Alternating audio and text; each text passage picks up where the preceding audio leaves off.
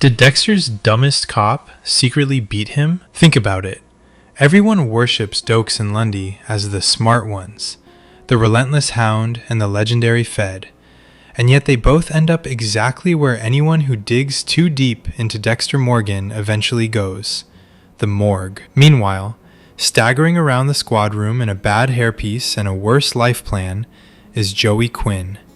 Still breathing, still on the force, still not on Dexter's table.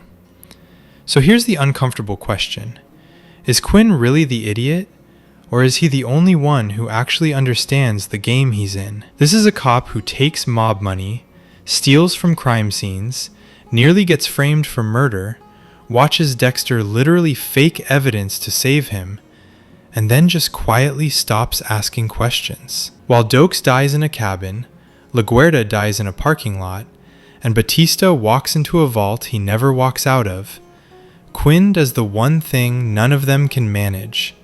He survives Dexter Morgan. In this video, we are going to dissect how the drunk, dirty detective with the bad hair might be the only one who actually beats Dexter, not by catching him, but by understanding him, and deciding he'd rather live than be right. Quinn has been standing in Miami Metro's squad room since Season 3, and somehow still radiates the energy of a man who wandered in last week and never left. He is the perpetual new guy, a supporting character who has clocked far too many years of screen time to feel this inconsequential, and yet here he is, a case study in how to keep someone on the payroll while doing everything possible to avoid actually integrating him into the story. From the beginning, Quinn was built as a one-dimensional device, a mildly shady cop with a wandering eye and a vague sense of menace. There was a half-hearted attempt to give him depth through the romance with Deb, but that storyline never evolved beyond problematic boyfriend in tight shirts. The relationship could have developed his character, dragged him into some moral crisis, or forced him into meaningful conflict with Dexter. Instead, it felt as if the writers grew bored, lost interest halfway through, and quietly shoved the whole dynamic off the nearest pier. The romance faded, the emotional fallout never amounted to much, and Quinn drifted right back into narrative limbo. The longer he stayed, the more superficial his presence became. At first, there was at least a sense of possibility. A new detective with an eye on Dexter, ambiguously dirty, potentially dangerous. Over time, that gave way to something far less compelling. The character flattened while the actor's on-screen look grew increasingly distracting, thinner, more tanned, and saddled with what appears to be one of television's least convincing hairpieces. It is difficult to invest in someone's psychological complexity when the primary thought every time he appears is, what exactly is going on with that hair? Quinn's professional relevance suffered a similar decline. The series quietly stopped including him in many substantive investigations. When he did appear at a crime scene, it was often to make a leering remark or be rerouted to whatever plot-adjacent nightclub or strip club needed an escort. The show once used Masuka as the designated clown who stepped outside the workplace and behaved like an idiot. Eventually, that function drifted onto Quinn, who was reduced to hitting on a Ukrainian stripper instead of meaningfully working cases. The result is a detective who rarely seems to detect anything of consequence. This chronic underuse feeds the bizarre impression that Quinn is always temporary. Many viewers spent season after season convinced that this would finally be the year he died. From the moment he arrived, there was an expectation that he would not survive to the finale, that he was essentially a disposable obstacle on Dexter's path. When a character has been around for years and still feels like a short-term hire, something has gone very wrong in the writing. And yet, parallel to that disposability, another thread emerged. The idea that Quinn might actually be the one to end it all. There has been persistent speculation that he will eventually become the catalyst who brings Dexter down, particularly after Batista begins sniffing around the Bay Harbor butcher again. One version of the fantasy imagines Quinn stepping into the role of final antagonist, perhaps even in tandem with Masuka, the two of them forming an unlikely endgame threat to Dexter. It would be an amusingly grim twist for the comic relief and the chronically underwritten detective to be the ones who finally close the net. The counterargument is painfully simple. Quinn is not built for moral crusades. He has never demonstrated much interest in justice as an abstract concept, and he has already proven he will cheerfully throw Batista under the bus when it suits him. This is not a man defined by righteous grudges. This is a man defined by self-preservation, a flexible conscience, and the ability to recognize when a situation exceeds his appetite for risk. Overlaying this is the question of what kind of ending Dexter deserves. Some viewers remain passionately committed to the idea that Dexter should never be caught at all. No prison, no courtroom, no public reckoning. The ideal ending in that vision is Dexter killing well into his 70s, quietly slipping away on a hospital bed and leaving behind a deathbed confession for someone else to clean up. In that scenario, Quinn's ideal function is not to expose Dexter, but to understand him just enough to step aside and let the machine keep running. Still, Quinn's promotion to lieutenant offers the writers a potential narrative use, whether they want justice or complicity.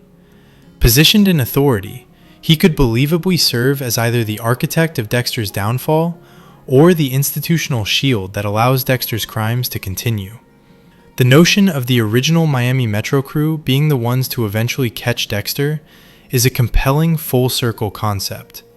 If Batista is taken off the board, having Quinn inherit his investigation into the Butcher would be the closest approximation of that full-circle justice the show could manage. The foundation for that future has already been laid. Quinn once came dangerously close to exposing Dexter.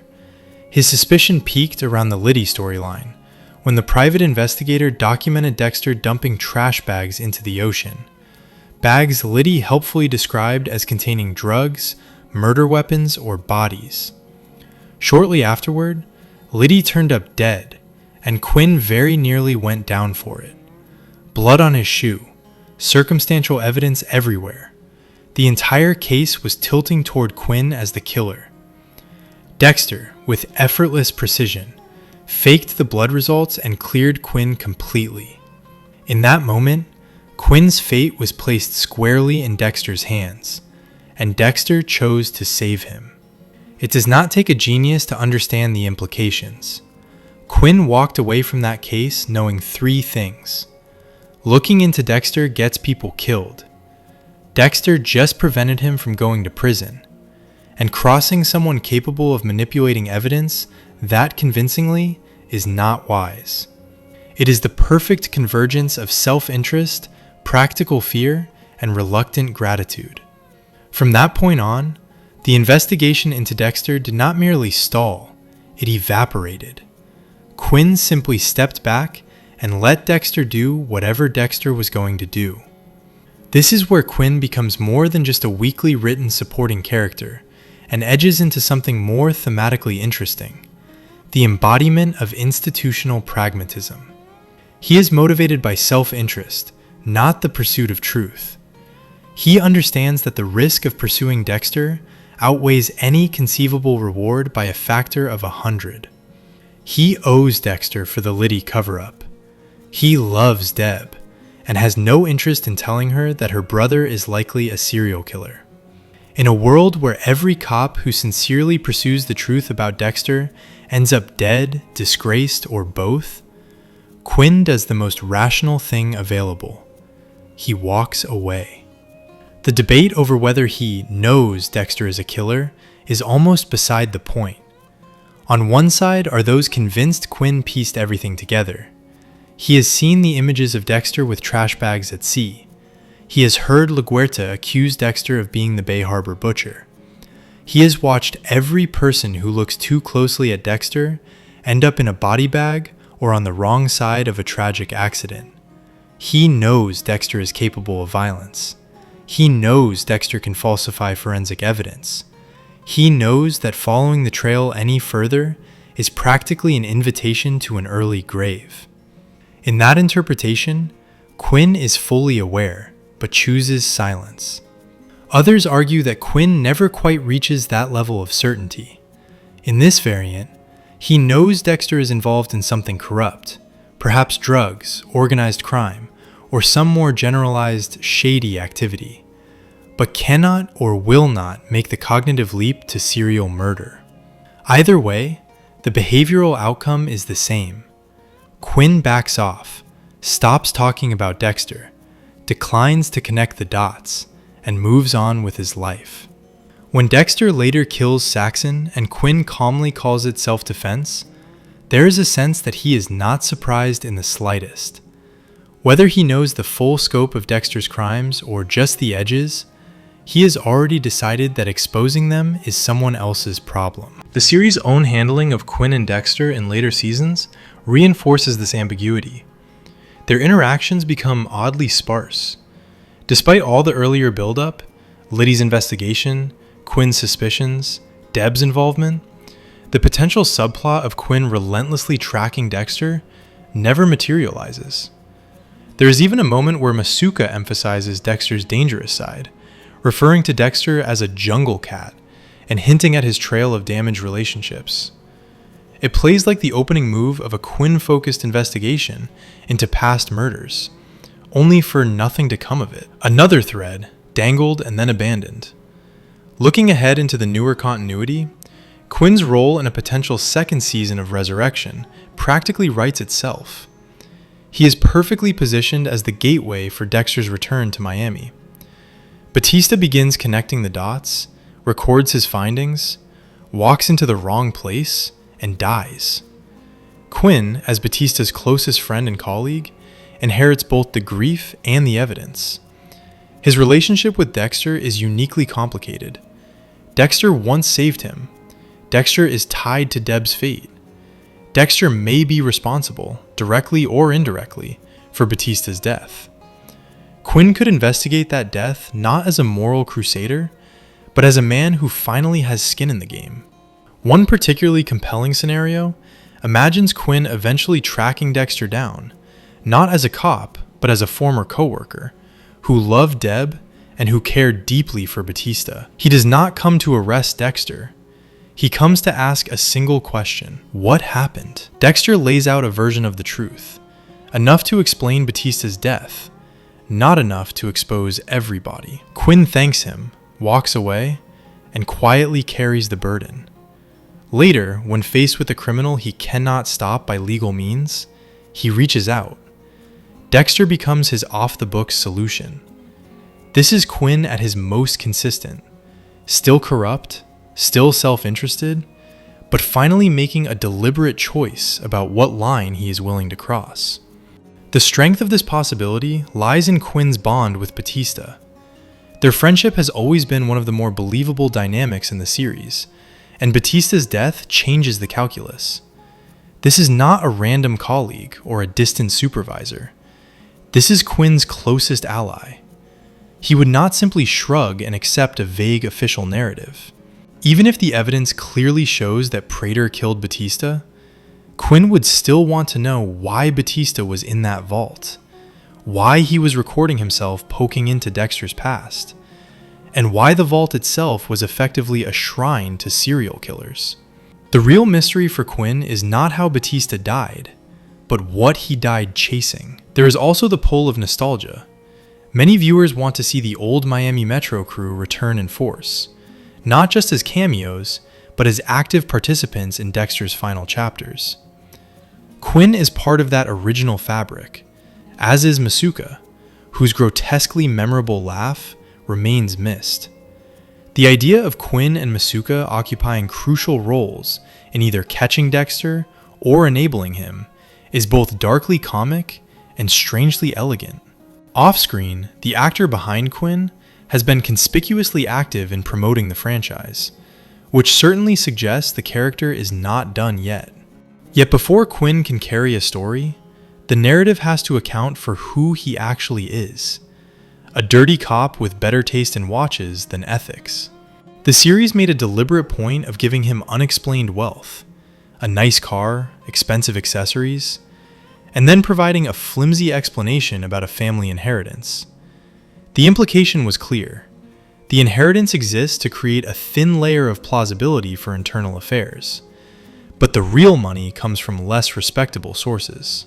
On screen, Quinn steals from a crime scene safe as if it were a routine part of the job. Later, it is revealed that, while working in vice or narcotics, he took regular payoffs from the mob. The Russian crime syndicate casually refers to paying him in the past, and even leaves cash in his car, expecting the old arrangement to resume. Put bluntly, Quinn is not a misunderstood Boy Scout. He is a functioning cog in the machinery of corruption. Whatever small inheritance he may have received, it is clearly not the sole or even primary source of his lifestyle. The show demonstrates repeatedly that Quinn has used his badge as a revenue stream. The fact that some viewers still ask how he made his money says more about modern viewing habits than about the show's subtlety.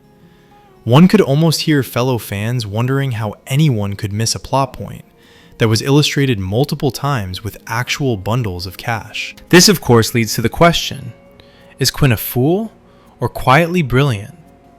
On paper, he looks like one of the least impressive cops in the building, regularly drunk, easily distracted, ethically compromised. Yet he is also one of the only people smart enough to recognize that pursuing Dexter is a fast track to unemployment or death. Others charge full speed ahead and end up blown up, framed, or shot in parking lots. Quinn takes one look at the trajectory, notes the body count, remembers the falsified blood work that saved him from prison, and decides that whatever Dexter is, it is a problem for someone else. That pragmatic cowardice has led some to jokingly crown him the best detective in the series, precisely because he chooses survival over heroism. While Dokes, LaGuardia, and eventually Batista pay for their curiosity with their lives, Quinn chooses to mind his own business. He embodies a painfully realistic institutional mindset. Do not dig into something you cannot control, especially if it threatens your pension. Set against this, the larger fan debate over the smartest detective paints an instructive backdrop. Lundy is often cited as the most intelligent investigator, the FBI legend who dedicated his life to hunting Trinity. His reputation is formidable, but it comes with a blind spot. He never fully grasped the complete pattern of Trinity's cycle. He missed the existence of a fourth victim type, and the connections to specific local events, such as a recurring charity program, that accompanied the killings in each city. Defenders point out that those kinds of overlaps can easily vanish into statistical noise. Even a focused specialist cannot chase every coincidence. Critics counter that a man supposedly obsessed with this killer for years should have picked up more of the peripheral pattern, particularly once he arrived in Miami after a suspicious suicide and a series of familiar details. Mike Anderson enters the conversation as the quietly competent, methodical detective who, unlike most of his colleagues, appears capable of disrupting Dexter's carefully calibrated ecosystem. The tragedy with Mike is that he never gets a real chance to prove sustained brilliance. He's eliminated early, in what feels uncomfortably like a narrative necessity. Someone that sharp cannot be allowed to coexist with a protagonist who relies on the police department's blind spots to survive. The simplest fix is to kill him. Viewers noticing how abruptly Mike's storyline ended are not imagining things. His competence was a liability to the premise. Dokes, meanwhile, is the embodiment of relentless suspicion. He is not necessarily the most cerebral, but his instinct is unerring. He senses something off about Dexter from the beginning, and never lets it go, collecting evidence, tailing him, and recognizing a wanted criminal from a moving car years after their last encounter. Dokes is the anti-Quinn, willing to die if necessary to expose Dexter. The show punishes that clarity of purpose by trapping him in a storyline where he can never actually bring the truth to light. Deb, often underrated, deserves more credit than she receives in these rankings. Her strength is not effortless insight so much as tenacity. She will sit up all night buried in case files, knock on every door, and pursue leads everyone else has written off. Time and again, she is the one who notices the crucial detail, a pattern in tree trimmings at a crime scene, a connection others have missed. What she lacks in cool detachment, she compensates for with sheer grit. Hovering above them all is Dexter himself, who is repeatedly framed as the best detective Miami Metro never officially had. He notices patterns others miss, draws intuitive connections between crime scenes, and provides insights that would make him an exceptional cop if he were not the one committing half the murders being investigated. The irony of the series is that Dexter's survival depends on the rest of the department being just competent enough to keep their jobs, but not so competent that they catch him. When someone like Mike edges too close to real, sustained competence, the story removes him. When someone like Quinn edges too close to the truth and then backs off, the story rewards him with continued existence. Viewed through that lens, Quinn becomes less an undercooked side character and more a bleakly credible portrait of a certain type of police officer. Corrupt, self-protective, selectively loyal, and very good at determining when not to care. His wealth is a quiet indictment. His retreat from the Dexter investigation is a survival strategy. His ambiguous knowledge about Dexter's crimes is a moral compromise wrapped in plausible deniability. He is not admirable. He is not particularly impressive, but he is, in his way, honest about the rules he chooses to live by. Whether the franchise ever commits to using him properly remains an open question. Quinn could become the man who finally forces Dexter to answer for Batista's death, or he could become the man who knowingly keeps Dexter's secret in exchange for off-the-books justice. He could be tragic, complicit, heroic, or something murkier and more interesting. What he should not be, after all these seasons, is still the guy who somehow feels like he arrived yesterday. If the writers insist on keeping Quinn around, it is past time to decide whether he is a joke, a survivor, or the last man standing when the blood finally stops flowing. Subscribe for more breakdown.